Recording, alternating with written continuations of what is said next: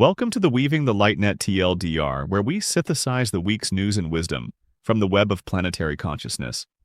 You'll find threads of awakening, insight, and transformation woven into the tapestry of our shared journey through the cosmos. If you want to do deeper, check out the full-length episodes linked below. All right, today we're going to try and connect some pretty big dots. We're looking at everything from the cost of shipping to what's on your plate, and even secrets that have been buried for thousands of years. The sources we're diving into today argue that none of this is random. They say there's a single, massive pattern unfolding right in front of us. So let's start here. On the surface, it seems simple, right? Something's happening on the world's trade routes, and costs are just ticking up. But is it really just the market doing its thing? According to these sources, there might be a whole lot more to it. And at the very same time, there's this huge push to completely reshape global agriculture. We're talking about a plan to fundamentally change what we all eat. So the question is, who's behind it and why? And this right here, this is the big one. This is the central question our sources are asking today. What if these huge shifts in trade, in food, aren't happening in their own little bubbles? What if they're actually part of one single, interconnected story that's remaking our world as we speak? Okay, so the materials we're looking at make a pretty bold claim. They argue that what looks like chaos from the outside, well, it isn't. They say these are all symptoms of a coordinated transformation, something happening just under the surface of our everyday lives. Basically, what these sources are getting at is that what we're all witnessing isn't an accident. It's the result of an intentional design, a kind of blueprint. And this blueprint, they say, connects economics, food, and even our own history into one single cohesive plan. So, what does this blueprint actually look like? Well, the sources we're examining argue it's a plan for centralized control, and a lot of the time, it's disguised as progress, or, something that's for our own good. Okay, let's go back to those rising shipping costs. One source points to a new global carbon tax on international shipping that's being pushed forward. And get this, it could bring in up to $12 billion a year.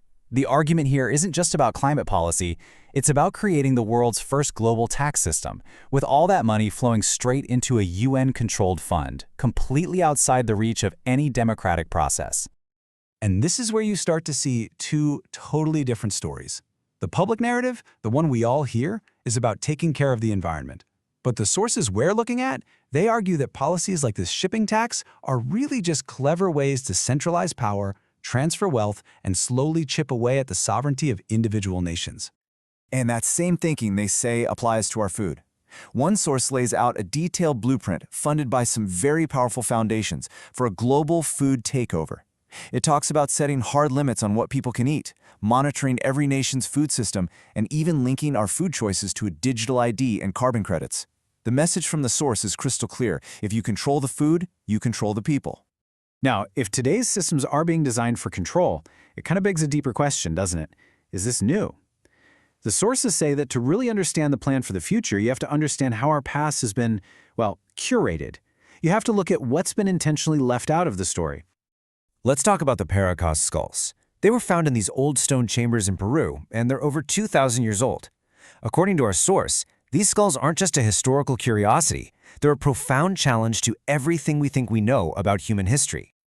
See, these skulls aren't just long, which you could maybe explain away by head binding. Their cranial volume is up to 25% larger than a normal human's, and a lot of them are missing the sagittal suture. That's the line that joins the big plates in our skulls. But the real bombshell, according to the source, is the DNA.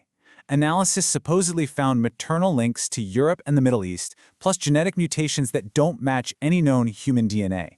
Now, if that's true, it forces us to question the entire story we've been told.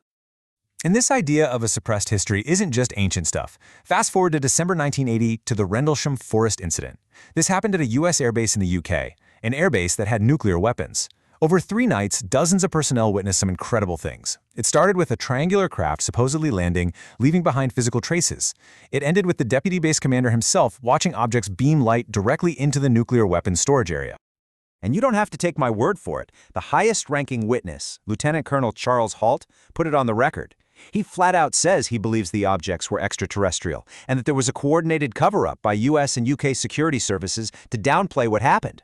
According to the source, this isn't just some UFO story. It's a story about a direct, high-level encounter and the official effort to bury it.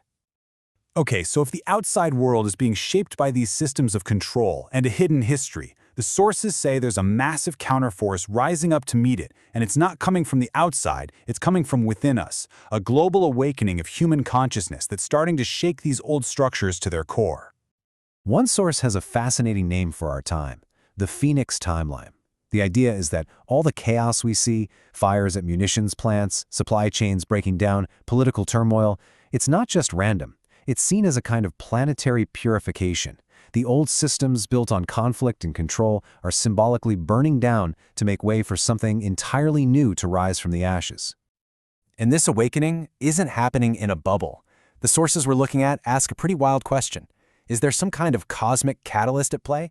An outside influence that's hitting the gas on this profound internal shift for all of humanity? Well, these sources point to something they call 3I/Atlas, an interstellar body they predict will enter our solar system in late 2025. They don't describe it as just a rock, but as a kind of liberator. Its energy, they say, is activating our dormant potential, an inner energy some might call kundalini or the toroidal flow, while at the same time helping to dismantle these old systems of energetic and electromagnetic suppression. So, this is where all the threads come together. You've got this massive push for external control on one side and this incredible wave of internal awakening on the other. And according to these sources, this puts all of humanity at a critical choice point, a moment where we have to make a profound decision about our own future. And this choice is perfectly summed up by recent research into something called mirror cells. These are cells created in a lab, built in reverse of all known life. On one hand, they could be a medical superpower, delivering cures our bodies can't fight off. But on the other, they could be an extinction-level event, an organism that nature has absolutely no defense against. The scientists themselves actually paused the research, realizing that just because you can do something doesn't mean you should. We're seeing this exact same fork in the road with technology. The quantum internet is right around the corner. It promises perfectly secure, totally unhackable communication, a future of amazing freedom. But in the wrong hands, that very same technology could lead to a level of surveillance and control that makes today's world look like the Wild West. The tool itself is neutral. The choice of how we use it, that's everything. So, to put it all together, the picture these sources are painting is this. We are in a moment of great unraveling, and it's forcing a choice between two very different paths. One leads to more centralization, more control. The other leads to a future of individual power and real empowered freedom. And that really leaves us with the ultimate question. It's not just for this explainer, it's for the world we're living in right now.